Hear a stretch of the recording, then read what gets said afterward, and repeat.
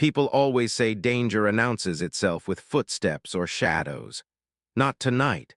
Tonight, Danger walked straight into a ballroom wearing a fake smile and a loose vest. Crystal chandeliers glittered above a room stuffed with millionaires, CEOs, influencers, and people who smelled like money even from 10 feet away. Cameras flashed. Champagne fizzed. A live orchestra played a song fancy enough to make anyone feel underdressed. Before we continue, please tell us, where in the world are you tunning in form? We love seeing how far our stories travel. We love you to subscribe our channel for more interesting single dad stories. Front and center on the stage stood Tai Lin, a 34-year-old powerhouse CEO, wrapped in a pearl-white gown that looked like it cost more than someone's yearly salary. Her daughter Emma, a gentle 7-year-old, stood beside her holding a charity banner. The gala was in honor of Tai Lin's late husband, who died in a plane crash. Tonight was meant to be a celebration of hope. Yeah, hope didn't last long. Near the back exit stood Huy Tran, a 38-year-old single dad working temporary security gigs to keep the lights on. Baggy uniform, old walkie-talkie, posture straight but humble. Most guests didn't know his name. They just called him, "Hey, security dude." But Huy wasn't some random rent-a-guard. Years ago, he was Ghostman-7, a covert rapid response specialist whose name lived in classified documents and old military whispers.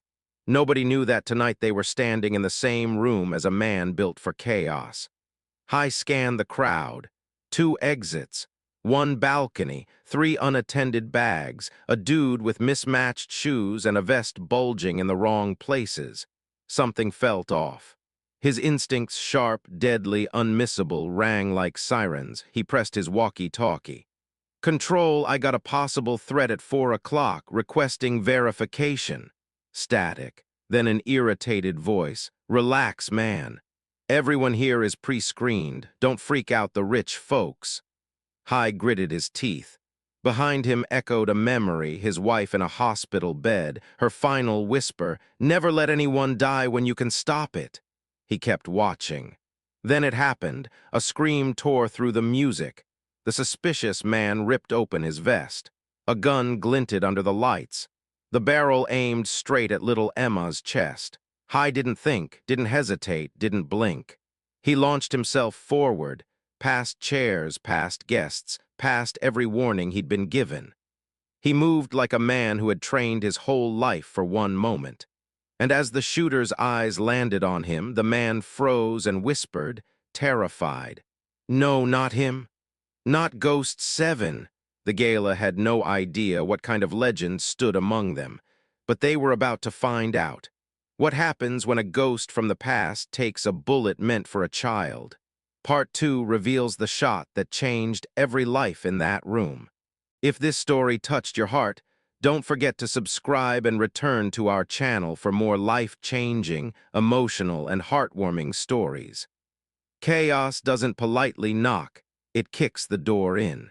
The moment the shooter yelled, "Ghost 7," half the VIP section froze like statues. You could practically hear dresses rustle and hearts stop. The gunman raised his weapon. Emma, tiny and trembling, had no clue death was staring right at her. Tai Lin tried to pull Emma behind her, but she was too slow. Huy moved faster than fear. He sprinted, slipped past a stunned guard, and vaulted over a buffet table, sending shrimp cocktails and silverware flying. Somebody yelled, "Yo, watch it!" But he didn't give a damn. He dove full force toward Emma. Bang! A single gunshot cracked through the gala like the world snapped in half. The crowd screamed. Glass shattered. People tripped over each other trying to escape. The music cut off mid-note. But on that stage, silence, except for a 7-year-old girl sobbing under the weight of a man who had just taken a bullet straight in the back. Huy hit the floor hard, twisting midair so his body shielded Emma completely. Blood pooled instantly. His muscles trembled as pain stabbed through him like fire. Tai Lin dropped instantly to her knees, her perfect CEO composure shattered. "Someone help him," she screamed, voice cracking. "Please, he saved my baby." But the shooter stood frozen, staring at Huy with a look somewhere between horror and regret. "Not him," the gunman whispered. "I didn't know it was Gunman-7. Guests, many of them former military officers, stared in disbelief. A retired general pushed forward, face pale. "That can't be. Ghost 7 vanished years ago." Another whispered, "He was the one they said couldn't be killed." Well, tonight proved that theory wrong. Despite the bullet burning through him, Huy moved. He pushed Emma behind Tai Lin, blood dripping down his shirt. Then, because some instincts never die, he lunged at the shooter again. In one brutal motion, Huy swept the shooter's legs, slammed him to the ground, and locked him in a submission hold.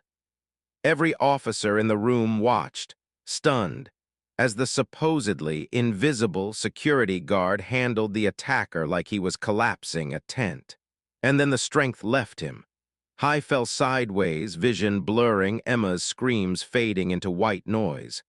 His last sight before the world went black, Tai Lin crying, begging someone to save him, and from somewhere far away, sirens, shouting. A little girl whispering, "Don't die, please don't die." Who exactly is Gunman-7, and why did the attacker fear him?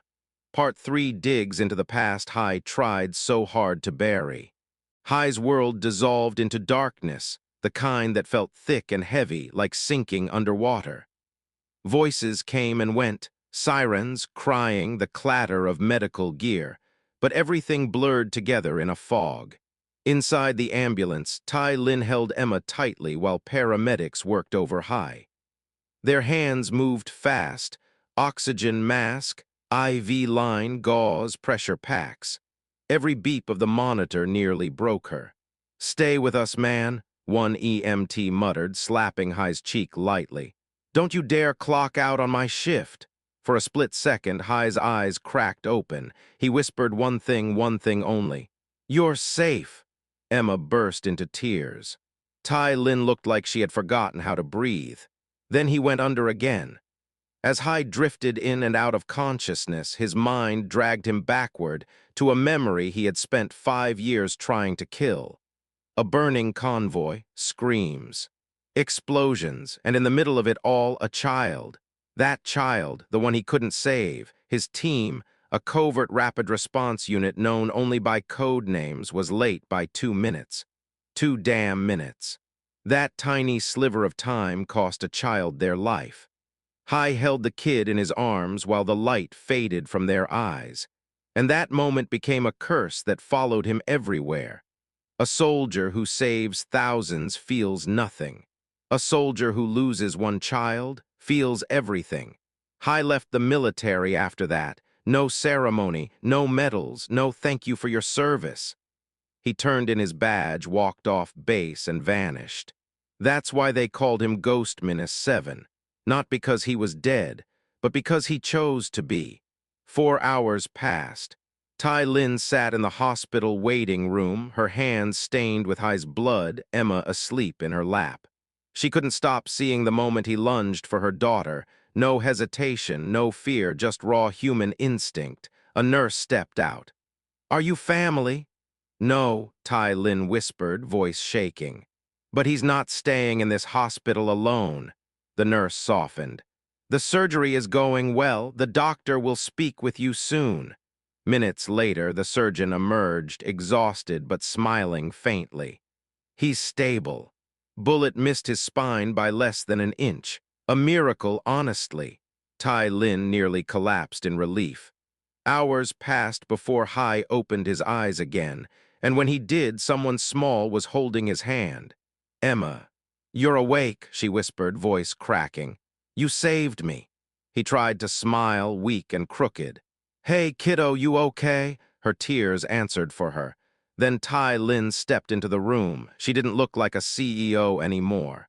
She looked like a mother who'd nearly lost everything. "I owe you an apology," she said quietly. Huy shook his head.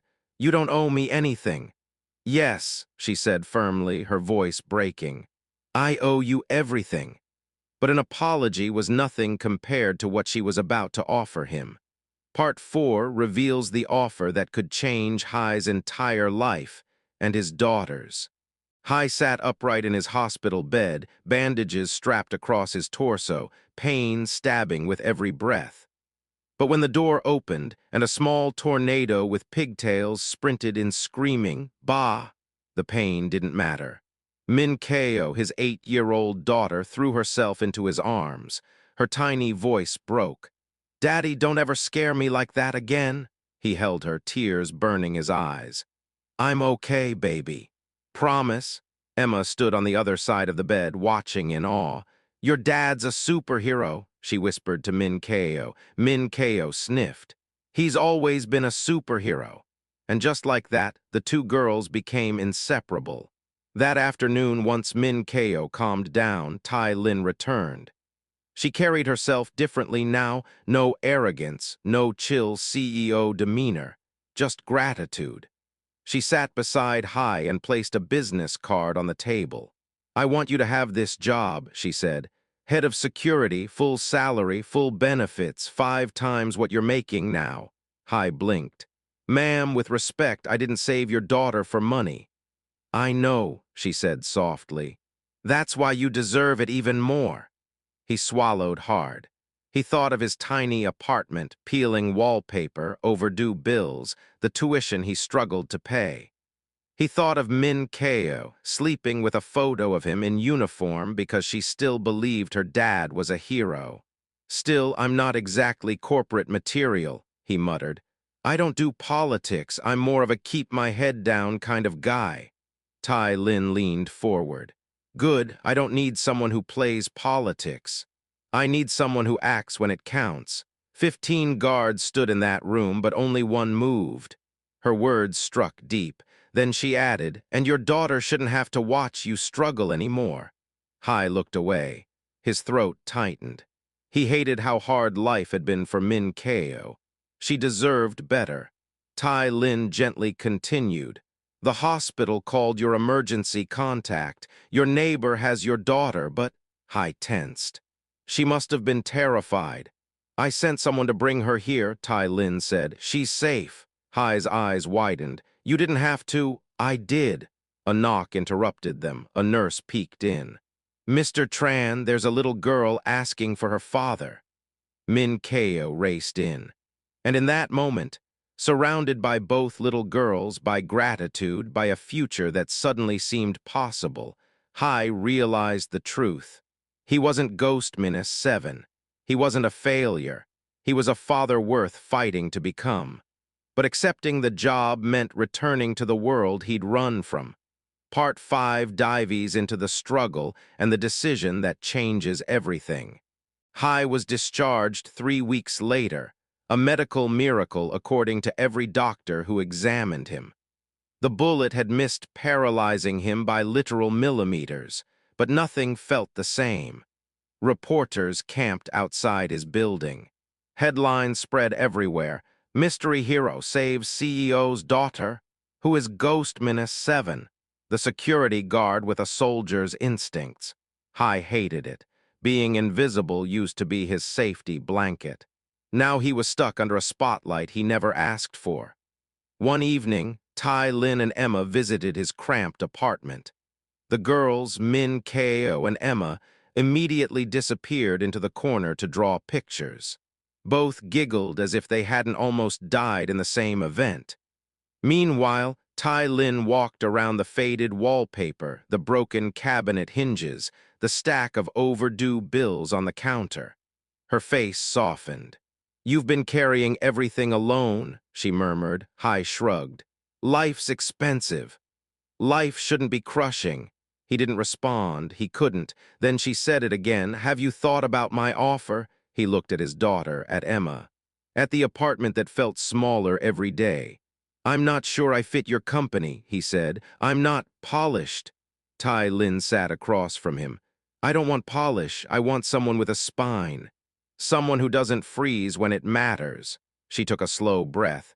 "Do you know what the shooter said before he dropped the gun?" Huy looked up. He said, not him, not Ghost-7. She leaned in. People fear the wrong things in life. You're the kind of person who stops the nightmare. He swallowed. Then she hit him with the line he wasn't ready for.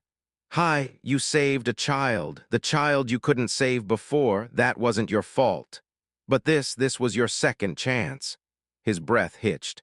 5 years of guilt slammed into him like a truck. The mission, the burning convoy, the dying child, the 2 minutes too late, he had never forgiven himself until now. Min Keo climbed into his lap. Softly, she asked, Ba, will you take the job? Mommy would have wanted you to be happy. His heart cracked open. He hugged her gently. Maybe you're right. The next morning, he called Tai Lin. I'll take the job, he said, but only if I can train every guard personally. A pause, then her voice warmed. Deal. New job, new responsibilities, new enemies. Part 6 shows how Ghost-7 becomes the protector an entire corporation didn't know it needed. 6 months later, Huy stood in his new office overlooking the city. It wasn't flashy, just neat, modern, and big enough to fit a desk, a shelf, and a framed photo of Min Keo smiling at the beach. He wore a sleek dark suit with a badge clipped to his chest. Head of security, TRAN, he'd gone from, hey, security dude, to running the whole operation. But he never forgot what it felt like to be ignored. That's why he learned every guard's name, every janitor, every overlooked employee. He trained them personally, drilling instincts, readiness, and confidence. You're not background extras, he told them. You matter when chaos hits. You're the only line that stands between life and disaster. The team believed him because he meant it. Meanwhile, Emma and Min Keo became best friends. They visited the office after school with their backpacks and crafts. One afternoon, Emma held up a drawing, him standing in front of her during the gala, arms spread wide. A little caption above the drawing read, "My hero," Huy's vision blurred. You're gonna make me tear up, kid, he joked. Good, she grinned. Mom says heroes are allowed to cry. Later that evening, Tai Lin stepped into his office carrying a glass display case. Inside was a small, deformed piece of metal, the bullet. I had it mounted for you, she said quietly. Huy stared at it. Why? It's a reminder, she replied. A reminder that you stepped between violence and innocence, that you risked your life for someone you didn't even know. She placed it on his desk. Beneath it, a small engraved plaque read, "For the man who stood in front." Huy swallowed hard. Thank you, he whispered. No, she said softly. Thank you for giving my daughter a future. She left the room, and Huy remained seated, staring at the bullet, at his daughter's photo, at the skyline beyond his window. For the first time in 5 years, he didn't feel invisible. He felt whole. Only one question remains: what makes a hero? Part 7 brings the final message, the truth behind men like Huy. The world is full of people with titles, executives, founders, high rollers with more influence than common sense. They walk into rooms expecting applause, expecting respect, expecting safety. But when danger steps in, when a gun is raised, when a child is in the crosshairs, titles mean nothing. In rooms filled with power, only one thing matters: who steps forward and who doesn't. Huy had spent years believing he was a shadow, a mistake, a ghost haunting his own life. But the truth hit him like sunlight. A hero isn't someone who wants the spotlight. A hero is someone who will stand in front of the bullet even when nobody knows their name. As he trained his security team, he drilled this into them. Your job isn't to look tough. It's to watch the world when nobody else is paying attention. Chaos shows up quiet. Safety is loud. He pointed at the mounted bullet. That right there, that's the price of hesitation. The guards listened, really listened. Because their leader wasn't speaking theory, he spoke scars. During breaks, he'd walk the halls and greet employees by name. People respected him, not because of his badge, but because he respected them first. And as weeks turned into months, something unexpected happened. People began to talk, not about Ghostminus 7, not about the soldier he used to be, but about the man he had become, Huy Tran, the protector, the guy who always shows up. The dude who doesn't wait to be asked, he just acts. Even Tai Lin noticed. One afternoon, she stood outside his office and watched him laughing with Min, Ko, and Emma. A soft smile tugged at her lips, one she hadn't felt in years. She whispered to herself, "That man saved more than my daughter, he saved me too." And maybe that was true. Maybe Huy wasn't just rebuilding his life. Maybe he was unknowingly stepping into theirs. One evening, as Huy locked up the office, he paused by the window. The city lights flickered below like stars scattered across asphalt. He touched the glass case on his desk. The bullet, the reminder, the proof, and he whispered to the memory of his wife, "I kept my promise." He turned off the lights, his silhouette framed by the city glow not as a ghost, but as a man finally stepping out of the shadows. Because in the end, heroes aren't born in glory. They're born in the quiet moments when a father sees a child in danger and decides that his life is a small price to pay for theirs. If you believe real heroes walk among us, quiet, unseen, and uncelebrated, then this story proves one thing. The bravest men stand in front, even when the world forgets their names.